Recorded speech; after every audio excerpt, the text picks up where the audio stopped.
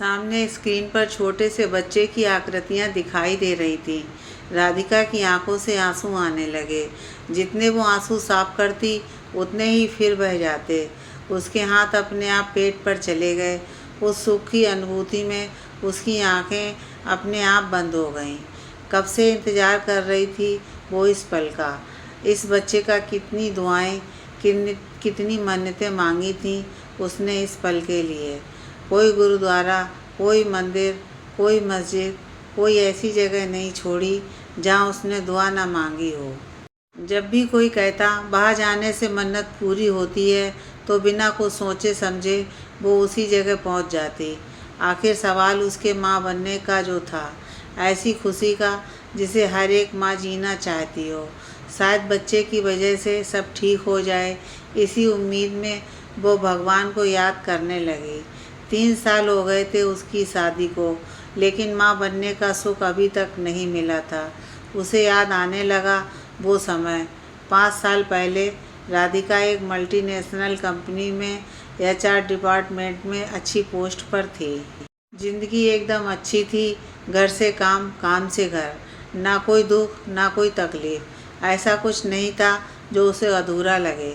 रोज़ की तरह ही जब वो ऑफिस में गई तो पता चला कि बॉस का बेटा अब नया CEO है।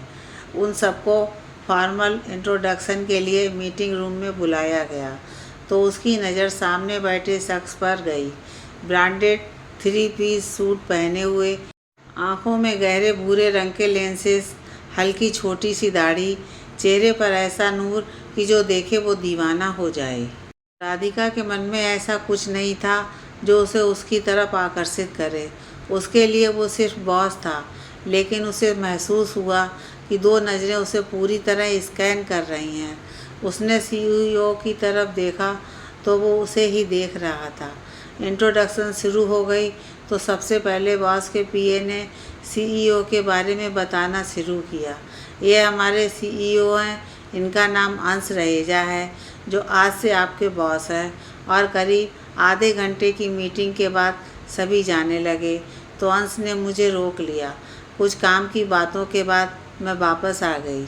फिर यह सिलसिला हमारे लिए आम हो गया। कभी कॉफ़ी मशीन पे, कभी लिफ्ट में, कभी मेरे टेबल पर, कभी नीचे पार्किंग एरिया में। अक्सर हमारी मुलाकात होने लगी। सच कहूँ मुझे वो अच्छा लगने लगा था। शायद उसे भी मैं पसंद थी। एक दिन डिनर करने के बाद जब उसने मुझे घर ड्रॉप किया तो मैं जाने ही वाली थी कि उसने अपनी बाहों को मेरी कमर पर लपेट लिया। मेरे पेट में तितलियां के उड़ने जैसा महसूस हुआ। पहली बार था कि कोई मेरे इतने करीब आया था। मैं कुछ ना कह सकी, बस किसी पुतले की तरह खड़ी रही। उसने शायद मेरी इसी बात को मंजूरी समझा और अपने होठों को मेरी गर्दन पर रखा तो अजीब सा करंट मुझे लगा। पता नहीं कैसे, लेकिन मैंने उससे अपने आप को छुड़वाया और अपने अपार्टमेंट की तरफ भाग गई। एक बार मुड़कर भी नहीं देखा मैंने, लेकिन महसूस कर रही थी मैं उसकी नज़रें मेरे ऊपर ही थीं। घर आकर दिल और दिमाग में आ रही अनेकों उलझनों में फंस गई। अभी इधर उधर घूम ही रही थी कि फ़ोन की घंटी से होश में आई। फ़ोन पर नंबर देखा तो चेहरे पर परेशानी कब चली गई पता ही नहीं चला। दादी माँ, मैंने फ़ोन उठाते ही बहुत खुशी से कहा तो उधर से भी बहुत प्यारी सी आवाज़ से सभी बातें मैं भूल गई। बस दादी माँ ही थी मेरे जीवन में, जो हमेशा किसी ढाल की तरह मेरे पीछे खड़ी रहती थी। माँ बाप नहीं थे मेरे, बस दादी माँ ही थी। एक ऐसा रिश्ता जो मैं सब कुछ मानती थी।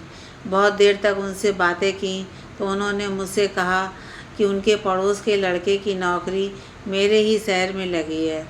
उसके लिए रहने का अरेंजमेंट मुझे ही करना था। वो 1 महीने बाद आने वाला था।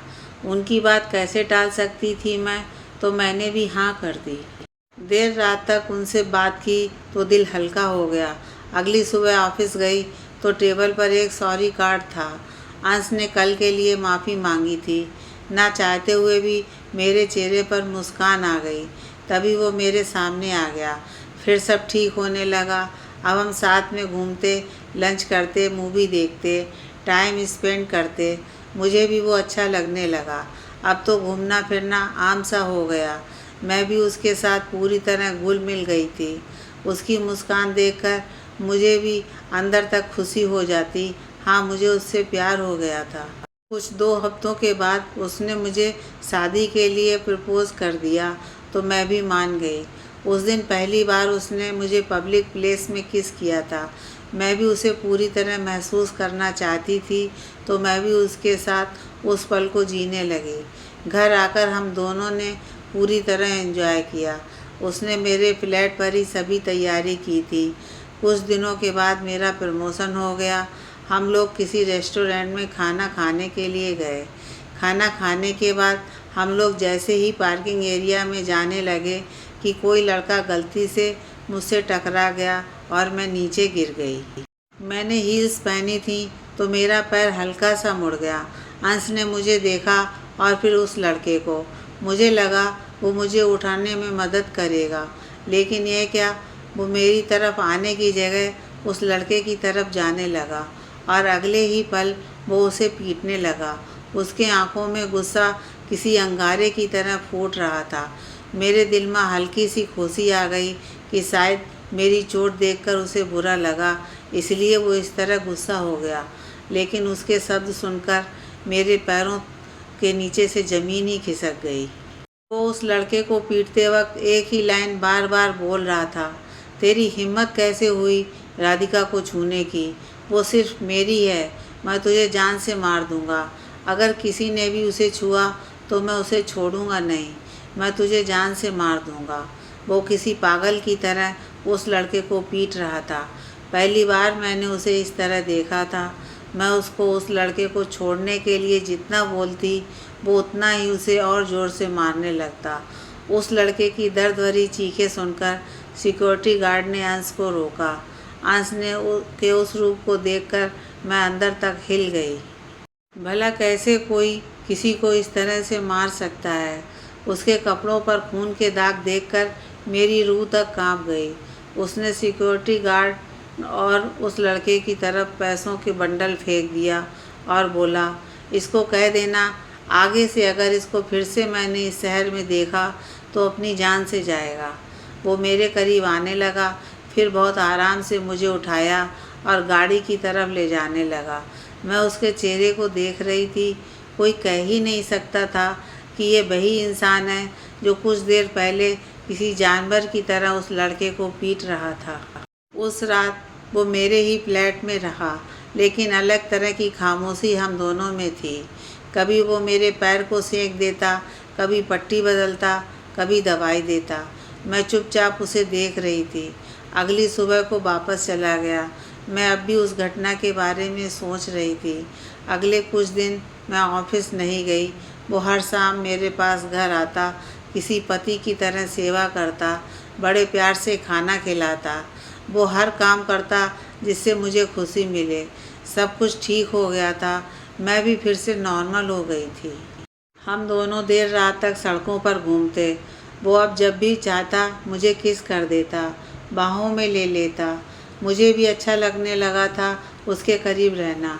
उसकी सेंट की खुशबू, उसका गले लगाते वक्त मेरी कमर पर हाथ रख के अपने करीब कर लेना, कंधे पर सिर रखकर मूवी देखना, किसी रोमांटिक सीन पर उसका बड़े प्यार से मुझे देखना, उसका साथ देखकर अलग ही सुकून देता था मुझे। ज़िंदगी में सिर्फ दादी माँ से ही मुझे प्यार अपनापन मिला था। शायद इसलिए मैं जल्द ही उसके बहुत करीब चली गई थी। 1 महीना गुजर गया। मैं ऑफिस में ही थी कि किसी अननोन नंबर से फ़ोन आया। उसी लड़के का फ़ोन था। वो अभी रेलवे स्टेशन पर ही था।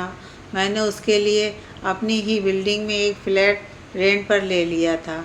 मैंने उसको एड्रेस भेज दिया और अपने काम में लग गई। कुछ फाइल्स अभी पेंडिंग थी तो वो देर रात तक काम करने में बिजी रही। जब हमको लगता है सब ठीक है, तभी कुछ ऐसा होता है जो आपकी सोच से परे हो। देर रात को घर में आई तो अंश और उस लड़के को देखकर मेरे कदम ठिठक गए। मन में हजारों सवाल आने लगे। अंश की आंखें कुछ बदली हुई सी लग रही थीं। दिल किसी अनहोनी का संकेत देने लगा था। अरे मैम, मैं शरद, उस लड़के ने हाथ को आगे करते हुए कहा तो मैंने भी मुस्कान के साथ उससे हाथ मिलाया और धीरे से उसे अपना नाम बताया। उस वक्त ऐसा लगा कि अंश मुझे जिंदा ही खा जाएगा। उसकी नज़र हम दोनों के हाथों पर थी। मैंने जल्दी से अपने हाथ पीछे कर लिया। माफ़ करना राधिका जी, आपको इस वक्त परेशान कर रहा हूँ, लेकिन मुझे अपनी फ्लैट की चाबी चाहिए थी जो आपके पास थी। आपने एड्रेस तो बता दिया, लेकिन आप चाबी भूल गई, शरद ने हंसते हुए कहा। अचानक मुझे याद आया कि शरद की फ्लैट की चाबी तो मेरे पास ही थी। मेरे उसे सॉरी कहा और जल्दी से गेट खोलकर चाबी उसे दे दी। धन्यवाद राधिका जी इस फ्लैट के लिए। कोई बात नहीं, मैं जानती थी कि अंश गुस्से से कभी भी फट सकता था। जल्दी से जल्दी मैं शरद को भेजना चाहती थी। कुछ ही मिनट बाद शरद चला गया। मैं जल्दी से किचन की तरफ जाने लगी तो मेरे पीछे पीछे अंश आ गया। मैंने पानी की बोतल निकाली और जैसे ही पानी पीने लगी, अंश की नाराज़गी भरी आवाज़ मेरे कानों में गई। कौन था ये? यहाँ क्या कर रहा था? तुम्हारा इंतज़ार क्यों कर रहा था? मैं कुछ बोलती कि अंश बिल्कुल मेरे करीब आ गया। उसकी सांसें मेरे चेहरे पर आ रही थीं। लंबी सांस लेकर मैंने दादी माँ की बात से लेकर उसके फ्लैट के इंतज़ाम तक सब बता दिया। बोलते बोलते देखा था अंश की आंखों में आ रहे बदलाव को। देखो राधिका, मैं सिर्फ इतना चाहता हूँ कि हमारे बीच में कोई ना आए। मुझसे बर्दाश्त नहीं होगा। तुम्हें कोई छुए, तुम्हारे पास आए, मुझे अच्छा नहीं लगता। उसकी आंखों में अलग ही चमक थी। शायद पता नहीं क्यों, कहीं ना कहीं अच्छा लगा था कि अंश को हमारे रिश्ते की फ़िक्र है। लेकिन मन के कोने में एक संदेह या शक था कि अंश को हमारे रिश्ते पर यकीन नहीं जो ऐसे बर्ताव कर रहा है। अचानक ही उसने मुझे गले से लगा लिया। मेरे मन की सारी बातें एकदम फुर्र हो गईं। अरे छोड़ो अंश, मुझे भूख लगी है। उसको थोड़ा पीछे किया और जल्दी से नूडल्स बनाने लगी। जब तक मैं किचन में रही, अंश भी मेरे सामने खड़ा रहा। बहुत हफ्ते बीत गए थे। मुझे इन दिनों समझ आ गया था कि अंश ऐसा आदमी है जो मुझसे प्यार तो बहुत करता है, लेकिन उसको विश्वास नहीं था कि कोई भी मुझे गलती से छू लेता तो वो मारपीट पर आ जाता। अगर उसको समझाने की कोशिश करती तो उसका शिकार मैं ही बन जाती। वो मुझे मारता पीटता नहीं था, लेकिन कभी ज़बरदस्ती किस करके, कभी काट के, कभी कुछ करके अपना गुस्सा निकाल लेता। मुझे इस रिश्ते से घुटन होने लगी थी। जब भी कभी कुछ समझ नहीं आता था तो दादी माँ से बात कर लेती थी। दादी माँ को सब पता था मेरे और अंश के रिश्ते के बारे में। उन्होंने जो भी कहा मैंने ध्यान से सुना। उन्होंने कुछ करने को समझाया तो पहले मैं मानी नहीं, लेकिन फिर कुछ दिनों की अंदरूनी लड़ाई लड़ने के बाद मैं इन सब के लिए तैयार हो गई। दादी माँ को फ़ोन किया तो उनको बताया तो वो भी बहुत खुश हो गई। उस दिन ऑफिस में अंश मीटिंग रूम में था। मीटिंग ख़त्म हो चुकी थी, लेकिन अभी भी वो किसी फाइल को देख रहा था। मैंने दूर से ही उसे देखा और दिल मजबूत करके उसके रूम की तरफ जाने लगी। जैसे कदम बढ़ाती दिल और दिमाग में जंग छिड़ जाती। पता ही नहीं चला कि मैं कब उसके कमरे में आ गई, कब अंश ने फाइल बंद कर दी थी और न जाने कितनी देर तक वो मुझे देख रहा था। कुछ काम है? उसकी आवाज़ से मैं होश में आई। मैं एकदम हड़बड़ा गई, लेकिन मैंने खुद को संभाला और बोला, कुछ बात करनी है। उसने जल्दी से कुर्सी मेरे लिए आगे की और एकदम अपने पास मुझे बिठा लिया। बोलो, उसने कहा। तो मैंने धीरे से कहा, तुम मुझको प्यार करते हो, मेरी फ़िक्र करते हो, मेरी खुशी के लिए तुम कुछ भी कर सकते हो, है ना? मैंने उम्मीद से उसे देखा तो उसने हाँ में सिर हिला दिया। लेकिन तुम्हें मुझ पर यकीन नहीं है, तुमको हमारे रिश्ते पर यकीन नहीं है। तुम बहुत बार बहुत अग्रेसिव हो जाते हो। तो क्या चाहती हो? उसके सीधे सवाल से मैं बोलते बोलते चुप कर गई। थोड़ी हिम्मत करके मैं बोली, वो तुमको थोड़ा वक्त चाहिए हमारे रिश्ते के लिए। तुम कुछ दिन मुझसे दूर। मैंने आगे बोलना चाहा तो धम की आवाज़ आई। उसने ज़ोर से मेरी कुर्सी को अपने करीब किया मेरी कलाई को कस के पकड़ लिया और दांत पीसते हुए बोला, तुमको मुझसे दूर जाना है? हाँ, मुझसे। तुमने सोचा कैसे? मैं अब बिल्कुल इंतज़ार नहीं कर सकता। आज तुमने जो भी मुझसे कहा है उसके बाद तो बिल्कुल नहीं। अब हमारी सीधा शादी होगी, वो भी कल दोपहर को। समझ में आई बात? इतना कहते ही वो गुस्से से निकल गया और मैं सुन्न होकर वहीं बैठी रही।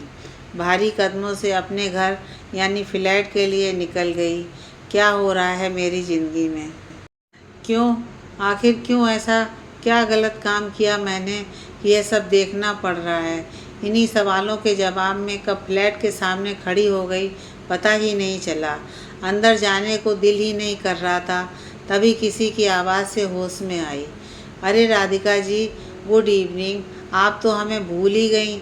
बड़ी मुश्किल से आपके दर्शन होते हैं। सामने शरद किसी बच्चे की तरह शिकायत कर रहा था।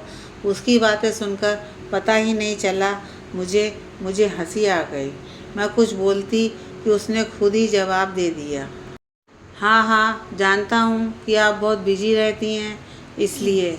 मैं बस हल्का सा मुस्करा गई। मिलना जुलना संभव नहीं हो पाता, आज तो आप मुझे मिल गई हैं। चलिए ना मेरे फ्लैट में, आपको ज़बरदस्त चाय पिलाता हूँ। आपने एक बार मेरी हाथ की चाय पी ली तो आप दीवानी हो जाएंगी।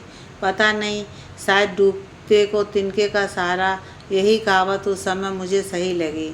पता नहीं क्या सोचकर मैं उसके साथ चली गई।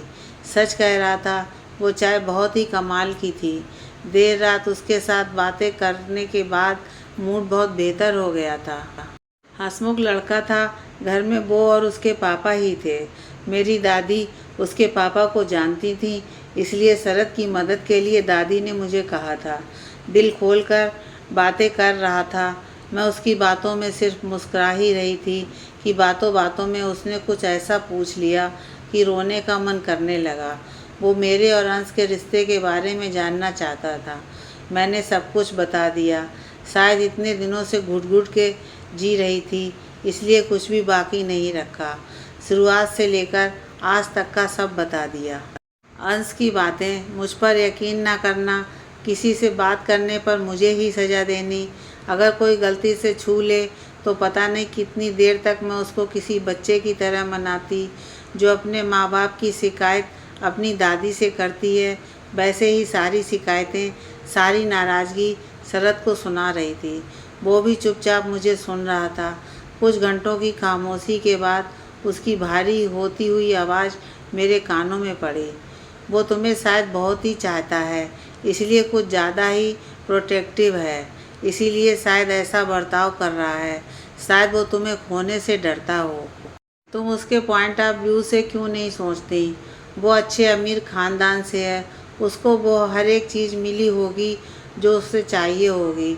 जाहिर सी बात है, वो अपनी चीज़ें, सामान किसी से शेयर नहीं करता होगा। इसी नेचर की वजह से शायद वो तुम्हारे साथ ऐसा करता हो। रोते रोते मैं शरद को देखने लगी। अरे हाँ, ऐसा भी तो हो सकता है। आखिर मैंने क्यों नहीं सोचा ऐसे? मेरे चेहरे पर मुस्कान आ गई, लेकिन मैं उसको कैसे बदलूं? ये आदत। कहीं बोलते बोलते मैं चुप कर गई। उसे यकीन दिलवाओ, उसे वक्त दो, समय सब कुछ बदल देगा। मैं उसकी बात सुनकर थोड़ी राहत में आ गई। हाँ, इतनी जल्दी कैसे मैं अपने अंश को छोड़ने का सोच सकती हूँ? मुझे एक कोशिश तो करनी चाहिए।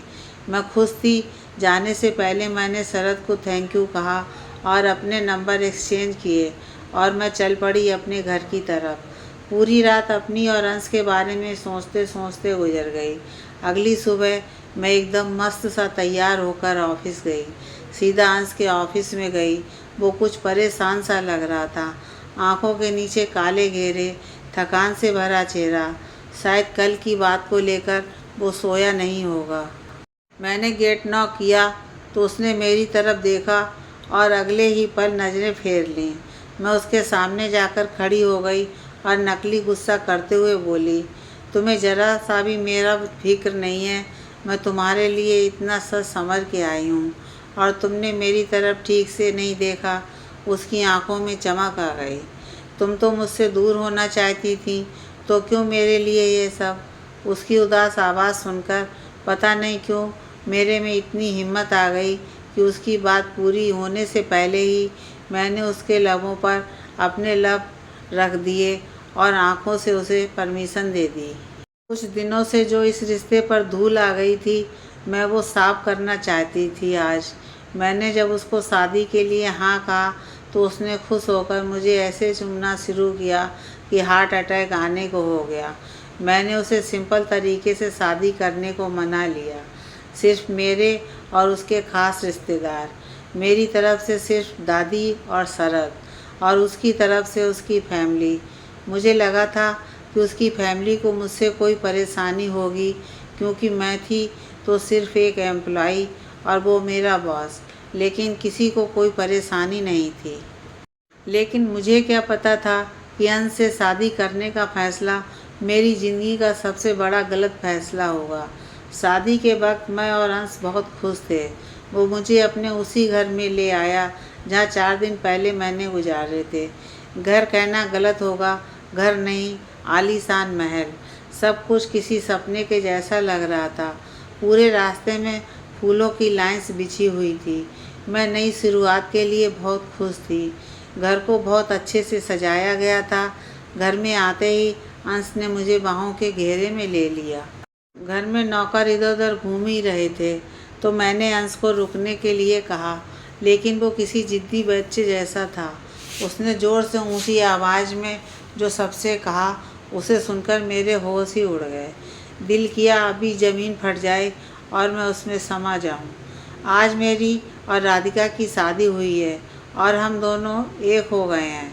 आज रात को मेरी और राधिका की सुहाग रात है। अगर किसी को भी हमारे कमरे की तरफ आने की कोशिश की तो अपनी जान से जाएगा। मैं तुमको 10 मिनट देता हूँ।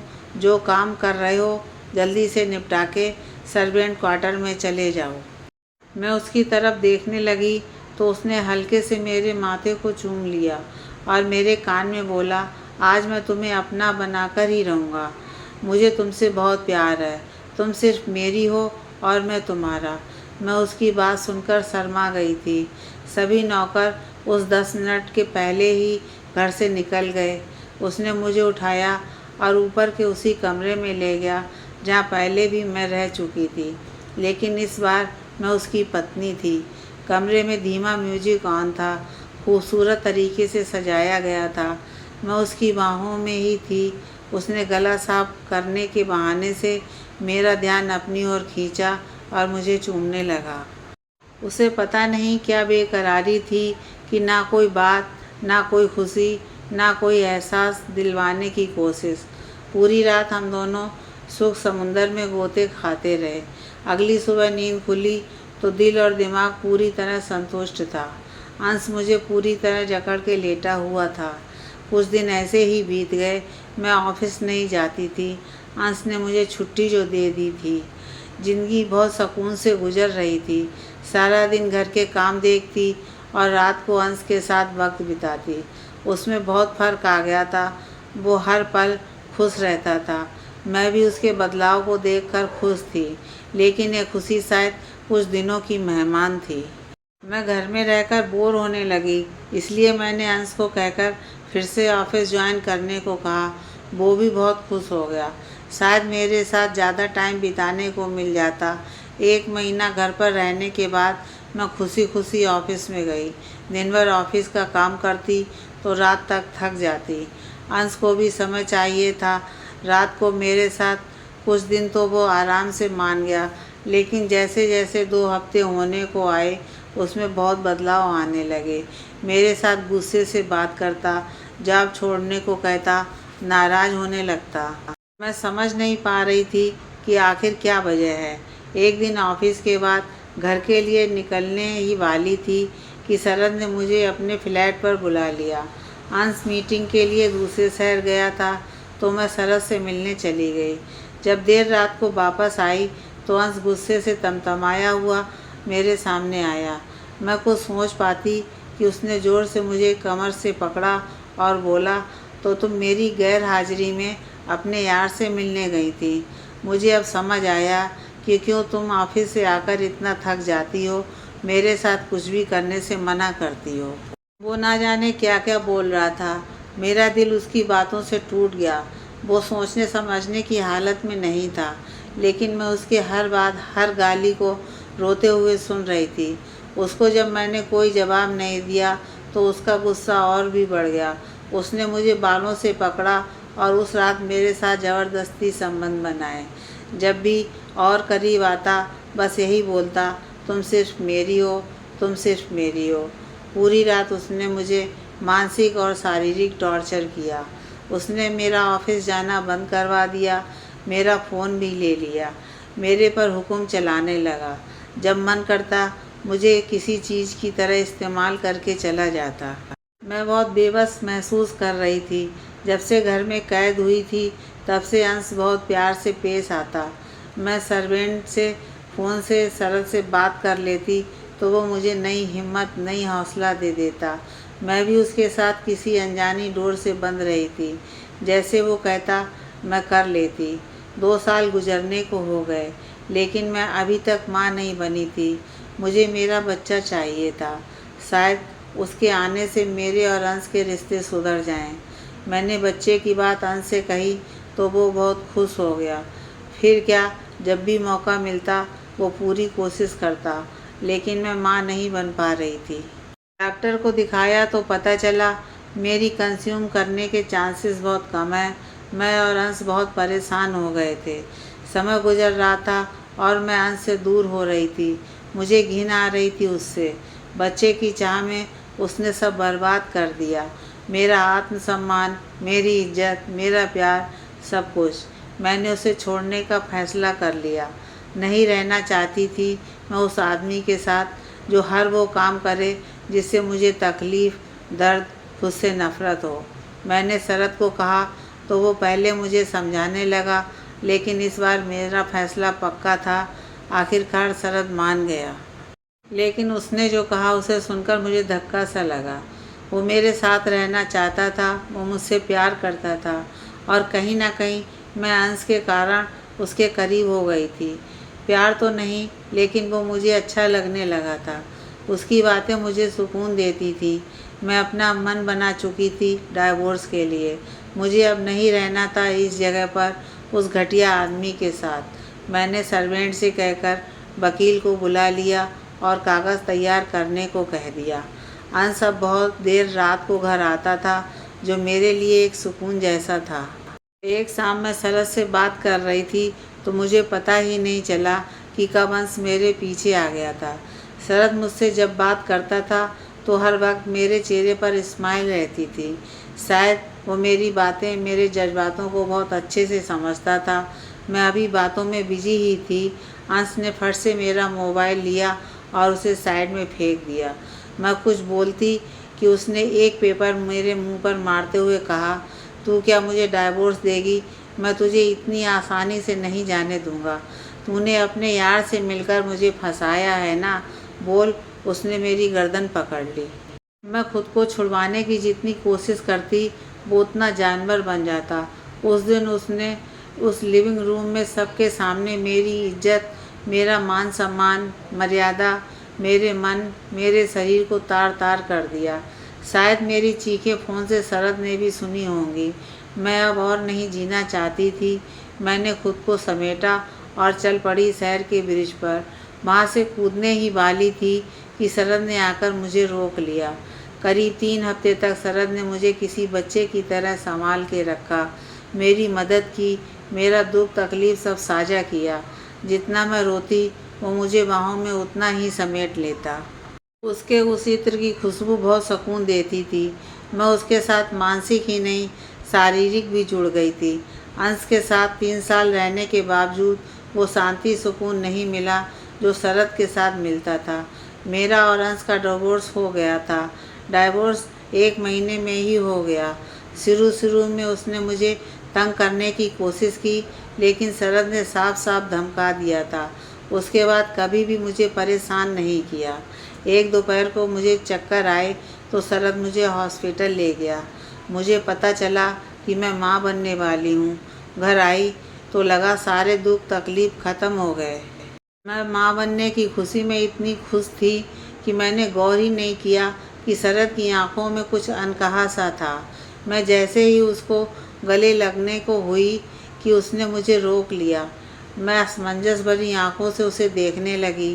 तभी उसकी कठोर होती हुई आवाज़ मेरे कानों में गई, राधिका, मुझे ये बच्चा नहीं चाहिए। क्यों? मैंने खुद को संभालते हुए कहा। क्योंकि ये बच्चा मेरा नहीं है। उसकी यह बात सुनकर मैं अवाक रह गई। भला वो इंसान ऐसे कैसे कह सकता है? लेकिन यह बच्चा तुम्हारा ही है। तुम मुझ पर शक कर रहे हो? तुम्हें लगता है ये बच्चा? मेरी जुबान कांपने लगी। मैंने अपने आंसू रोकते हुए कहा। उसने मुझे गले से लगा लिया और धीरे से बोला, नहीं, मुझे तुम पर पूरा यकीन है, लेकिन शायद तुम भूल गई कि अंश ने तुम्हारे साथ यहाँ आने से पहले भी। कहता कहता वो चुप कर गया। मेरे दिल से फिर एक ज़ोरदार आवाज़ आई जो सिर्फ मैंने ही सुनी।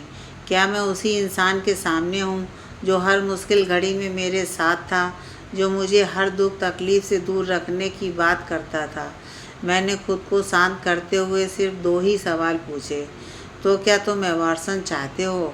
उसने हाँ में सिर हिला दिया। मेरी आंखों से आंसू बह रहे थे, लेकिन मैंने फिर भी पूछा, अगर ये तुम्हारा बच्चा हुआ तब भी? तो उसका जवाब सुनकर मुझे हंसी आ गई। राधिका, मैं सारी ज़िंदगी ऐसे बच्चे के साथ नहीं रह सकता जिसे देखकर मुझे शक होता रहे। मुझे पूरा यकीन है कि ये बच्चा मेरा नहीं है। देखो, हम फिर से नए सिरे से शुरुआत करते हैं। शुरुआत? मैंने उसके आखिरी शब्द को थोड़ा ज़ोर से कहा और अपने आप को उसकी गिरफ्त से छुड़वाया और कहा, जब तुम्हें 1% भी हमारे रिश्ते, हमारे बच्चे पर यकीन नहीं है, तो नई शुरुआत करने का क्या फ़ायदा? इतना कहते ही मैं खाली हाथ वहाँ से निकल गई। नहीं, खाली हाथ नहीं, अपने बच्चे के साथ। सिर्फ मेरे बच्चे के साथ। हाथ मेरे अपने आप पेट पर चलने लगे। कुछ महीने बाद मैं एयरप्लेन से दूसरे देश जा रही हूँ। एक छोटा सा बच्चा मेरी गोद में सो रहा है। इसके पैदा होते वक्त जो खुशी मुझे महसूस हुई, वो खुशी ना तो अंश और ना ही शरद किसी के साथ महसूस नहीं हुई। जब भी नज़र अपने इस छोटे से बच्चे के चेहरे पर जाती है, अलग सुकून, लगाव, प्यार, अपनापन महसूस होता है।